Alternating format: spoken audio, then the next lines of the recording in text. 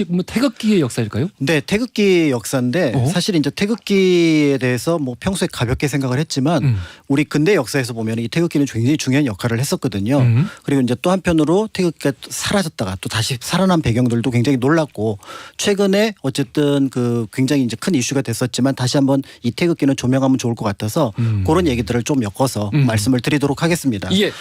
짐작하시겠지만 태극기가 처음 만들어진 거는 우리 역사에서는 1883년으로 기록이 되어 있지만 실제로 태극기에 대한 필요성을 처음 느꼈던 건 1876년입니다. 강화도 조약 때예요. 강화도 조약 때.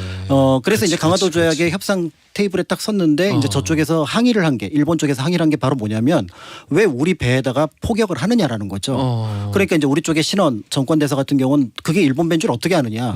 저길 봐라. 지금 일본 국기에 걸려 있지 않느냐라고 하면서 국기에 대한 개념을 처음 인식을 한 겁니다. 예. 그러면서 어쨌든 그 강화도 조약은 협상을 끝내고 나서 조선 정부에서 국기라는 게 뭔지를 조사를 하게 합니다. 그러니까 이제 국기를 보니까 놀라운 것들을 밝혀냈는데요. 모든 나라가 큰 나라든 작은 나라든 국기의 크기는 동일하다라는 거죠. 이게 이제 근대 유럽에서 만든 외교의 하나의 원칙인데 큰 나라든 작은 나라든 협상 테이블에서는 동등한 지위를 형식적으로는 동등한 지위를 갖습니다.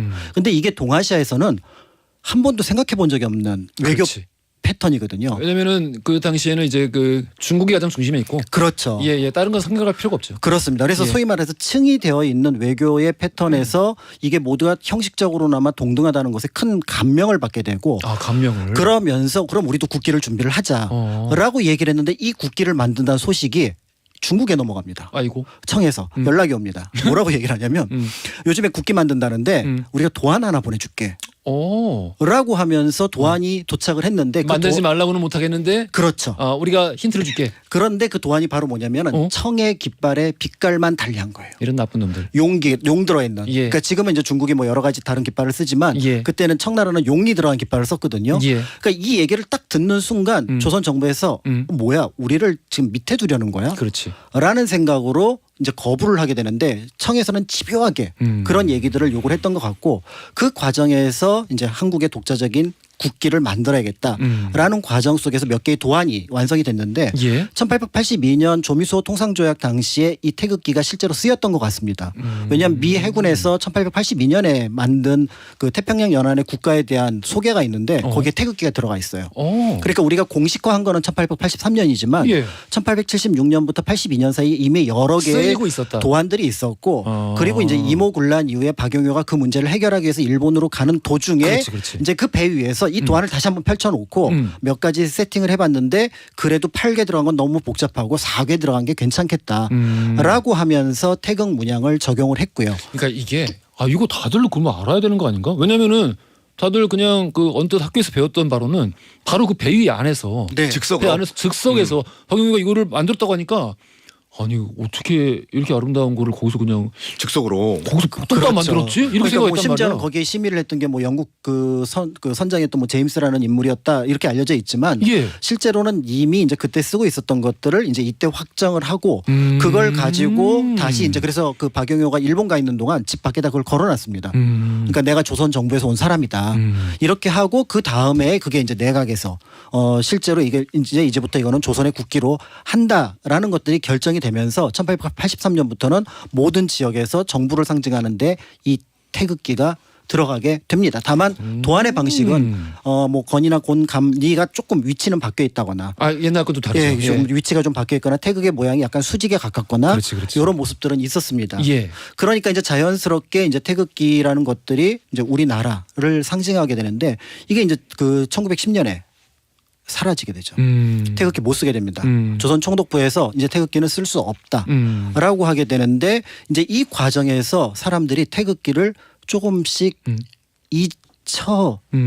잊어버리게 됩니다. 어떻게 그렸지, 어떤 모양이었지 이런 생각들을 하는데 그렇지. 사실 네. 뭐 어디 뭐 이렇게 아카이브로 저장돼 있는 것도 아니고. 그렇죠. 그런데 이제 그 태극기가 어떤 의미에서 보면 부활했던 게 1919년 3.1 운동이 그렇습니다. 그러니까 이제 10년 만에 이제 부활이 됐는데 이 3.1 운동 즈음에 굉장히 중요한 사건을 보여주는 태극기 한 장이 그 북한산 밑에 진관사라는 절에서 발견이 됐습니다. 어. 그러니까 진관사가 이제 그 6.25 때 불에 탄 절이에요. 예. 그러니까 이제 굉장히 큰 절이긴 하지만 그런데 이제 칠성각이라고 하는 건물 하나만 불에 타지 않고 남아 있었던 거죠.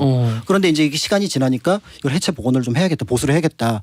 안에 있는 물건들을 다 꺼냈습니다. 그런데 바닥에서 뭔가 보따리 하나가 나온 거예요. 굉장히 오래된 보따리입니다. 그러니까 이거 중요한 것 같다라고 거기 일하는 인부가 주지 스님을 부른 거예요. 이걸 한번 제가 지금 발견했는데 중요한 물건 같습니다. 근데 주지 스님이 딱 펼쳐봤더니 뭐가 한자 문서들이 계속 나오는 거죠. 그러니까 이제 이거는 좀 자기 수준을 넘어서는 거라고 판단을 해서 다시 역사학자를 부릅니다. 고고학자와 같이. 딱 불렀더니 아니나 다를까 여태까지 이제 우리가 그 3.1운동과 관련돼서 중요한 어떤 문서들, 예를 들어 대한민국 임시정부의 기관지도 독립신문이거든요. 그 독립신문이라든지 그다음에 이제 그 신채호 선생이 발간했다는 신문, 그다음에 기록에는 남아있지만 불교에서 발간했던 어떤 독립과 관련된 신문, 그런 자유신정보 이런 것들이 나온 거예요. 야. 정말 중요하다. 세상에. 그러면서 이제 이걸 하나씩 수습하면서 하나는 이제 기록을 해갔죠. 그런데 마지막에 보따리가 이상한 게 있어? 다 이제 물건을 드러냈는데 보따리가 이상한 거예요. 보따리 자체가? 네. 그래서 보따리를 쫙 펼쳤더니 태극기였습니다. 아, 태극기에다가 그거를. 네. 그런데 이 태극기가 정말 놀라웠던 게 그 양의 붉은 부분은 윤곽이 뚜렷해요. 흰색하고. 예. 근데 음의 붉은 부분은 먹으로 칠했거든요. 근데 그건 먹이 번져 나간 거예요. 이게 뭐지? 라고 해서 다시 그 태극기를 분석을 했더니 일반 태극보다 태극이 더 컸습니다. 왜죠? 일장기 위에다가 덮어지었구나. 태극기를 그린 거예요. 그렇구나. 그리고 옆에 건공감리도 그려 넣은 거죠. 그렇구나.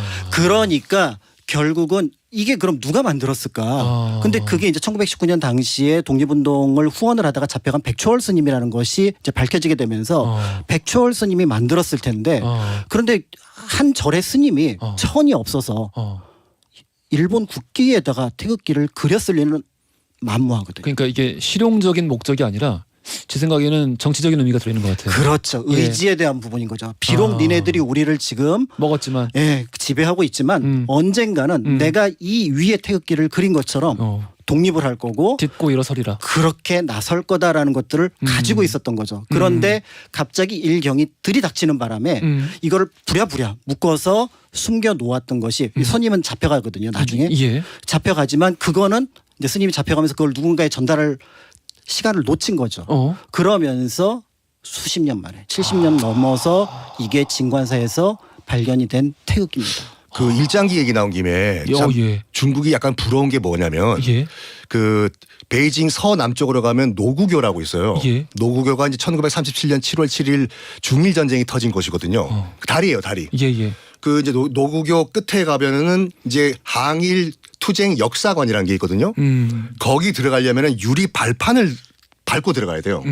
거기 보면 찢어진 일장기들이 다 유리 케이스 밑에 깔려 있어.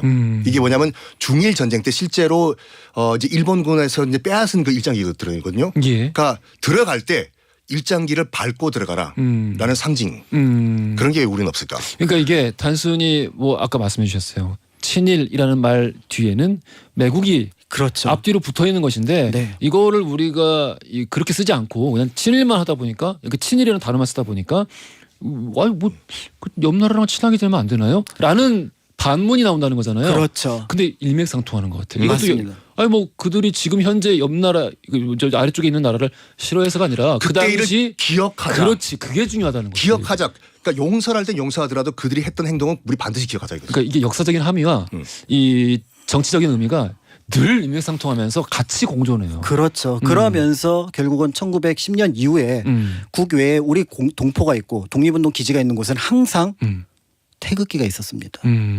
그런 태극기입니다. 그래서 우리가 그 태극기를 국경일에 다는 거고요. 그렇습니다. 그게 단순하게 1945년, 48년 정부 수립 이후에 만들어진 태극기가 아니라 아니에요. 근대 현대 역사를 통틀어서 우리 민족이 가장 힘들고 어려울 때 가슴에 내가 비록 밖에는 갖고 있지 못하지만 가슴에 한 장 갖고 있는 그 태극기거든요. 그걸 이제 광복 이후에 꺼내서 밖에 거는 건데 어렵게 꺼내서 그 태극기를 다는 그날에 그런 행동을 하는 것은 절대로 조금 이해하기 어려운 부분들이 있습니다. 그렇게 얘기했더라고요. 전부 다 태극기가 걸려 있는데 그 중에 이렇게 일장기가 하나 있으면 얼마나 좋은가. 같이 걸었어야죠. 본인이. 그럴 만한 사람이 아니라서. 그렇죠. 예.